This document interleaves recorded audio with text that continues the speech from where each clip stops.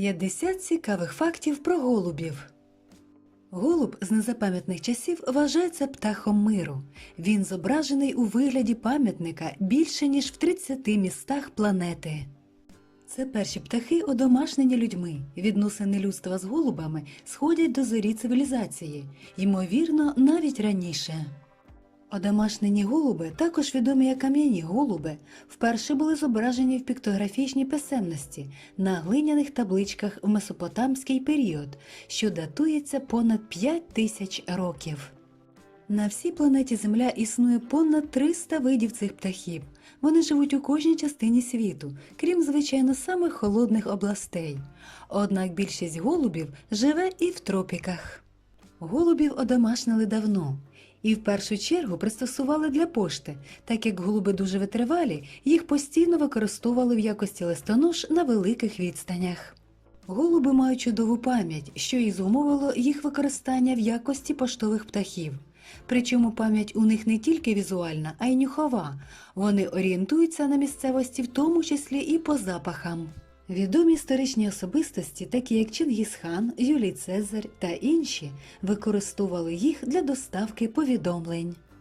В 11-12 століттях голуб мав таку цінність, як і чистокровний жеребець, адже не було на той момент ні пошти, ні телефонів. Голуби здатні прожити до 20 років, а то і більше, особливо якщо забезпечити їм гідний догляд. Ці птахи відрізняються вражаючою витривалістю. Доросла особина цілком здатна пролетіти до 1000 кілометрів за 24 години. Зовсім в давні часи ця птаха була тотемною твариною і предметом культу, покровителем людини. В Австралії вона захищала виключно жінок, а чоловіки, бажаючи позлити дам, дражнили їх тушкою померлого голуба. Цим пернатим присвячували міста. Найвідоміший з них – Вавилон. Легенда свідчить, що цариця Семіраміда в певний момент перетворилася в голубку. Християни також вважають ці створіння божими птахами. В незапам'ятні часи їх клали в могили мучеників, як символ Воскресіння. Будова тіла голуба досить цікава. Короткі, але міцні ніжки носять на собі пухкий тулуб і маленьку голівку. Пір'я цих птахів жорсткі, але гладкі. Доросла особина має близько 10 тисяч пір'їн. Структура оперення може пригладити сильний потік повітря під час польоту. У голубів різні пір'я виконують різні функції. Деякі види голубів мають пір'я спеціальної незвичайної форми. Вони допомагають їм летіти на дуже повільних швидкостях. Інші види володіють іншими пір'їнками, що виробляють спеціальні звуки в польоті.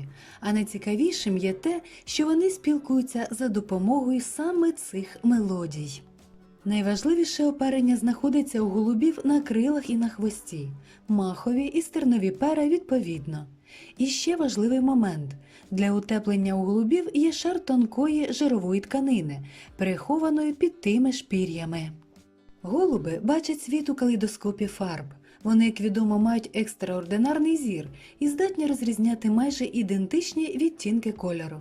Люди, наприклад, мають потрійну систему сприйняття кольору, в той час як голубині фотодатчики і світлофільтри можуть розрізняти до 5 спектральних смуг, що робить світ для них віртуальним калейдоскопом квітів.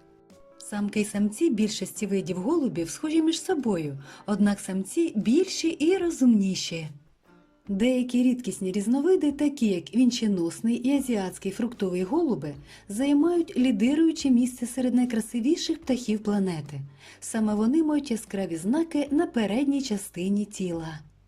Голуби можуть використовувати свої маркування для залучення помічників, або ж залякувати інших побратимів цієї ж різновиди, які загрожують їм або їх території. Голуб був символом Воскресіння. Ще в Київській Русі вбивство голуба жорстоко каралося, так як вважалося, що душі мертвих людей переселяються в голубів. Цікаво те, що маленькі голубчики чомусь вилуплюються чітко до полудня, а самки відкладають яйця відразу після 3 годин дня. Стінки зубу в період годування пташенят виділяють легендарне пташине молоко, схоже більше на сметану. Їдять пташенята таким чином, притуляються своїм дзьобиком до дзьоба мами-тата і злизують молочко. На наступний день після народження пташенята важать в 2 рази важче, ніж при народженні. Десь через тиждень батьки включають в раціон малюка розм'якшені зерна, а днів через 10 самки голубів припиняють годування, але більш неспокійні татусі ще кілька днів балують пташенят. До речі, спортивні голуби показують кращі результати якраз після закінчення 10 днів годування. Вуличні голуби влаштовані дещо інакше, ніж інші.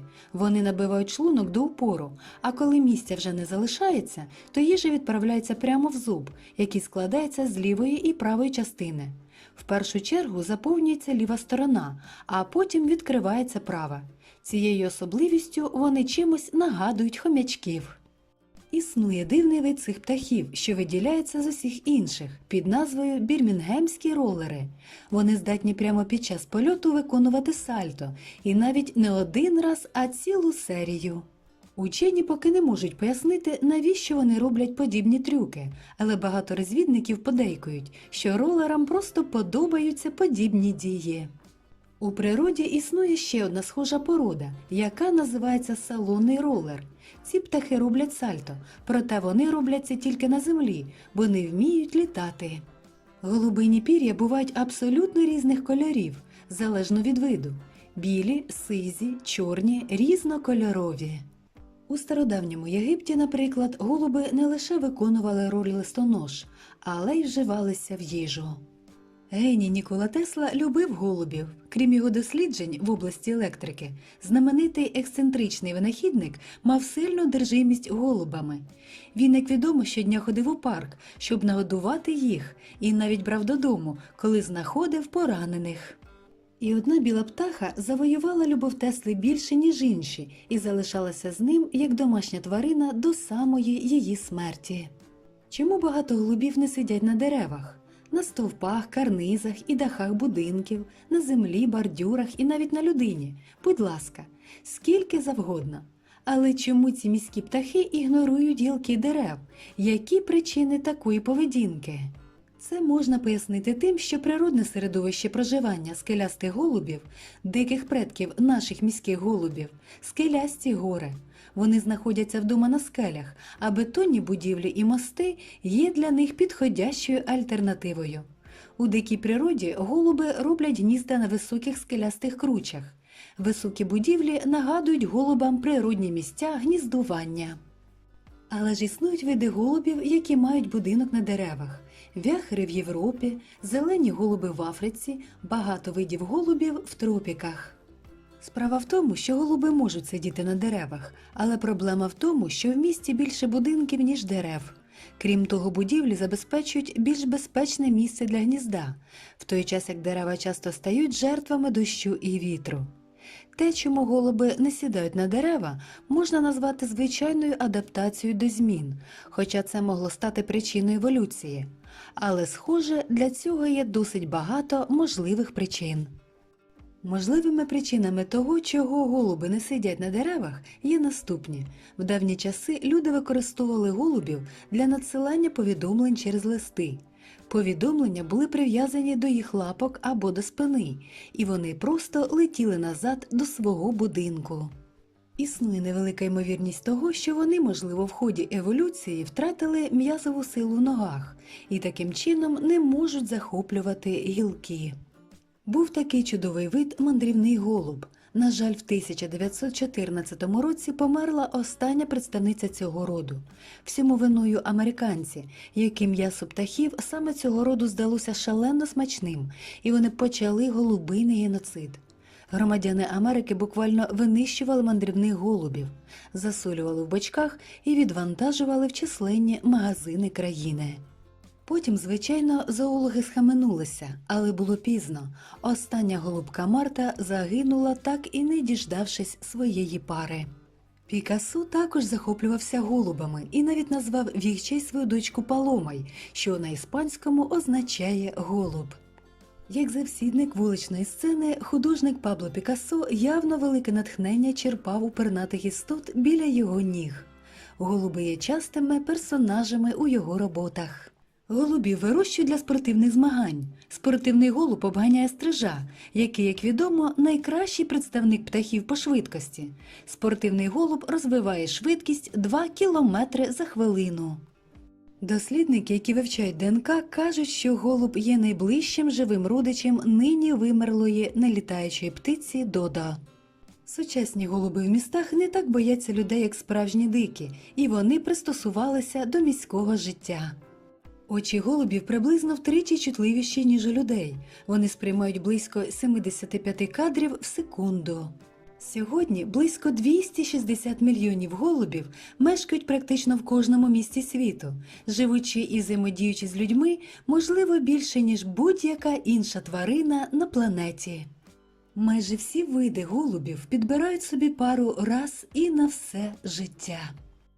Любі друзі, а які цікаві факти про голубів відомі вам? Не забувайте поділитися своїм досвідом в коментарях. Ви ще й досі не підписані? Не мешкайте та підписуйтесь, а також тисніть на дзвіночок під відеороликом, щоб не пропустити свіжі випуски живої планети. До нових зустрічей, друзі! Бережіть себе та наш малесенький, затишний дім під назвою Земля.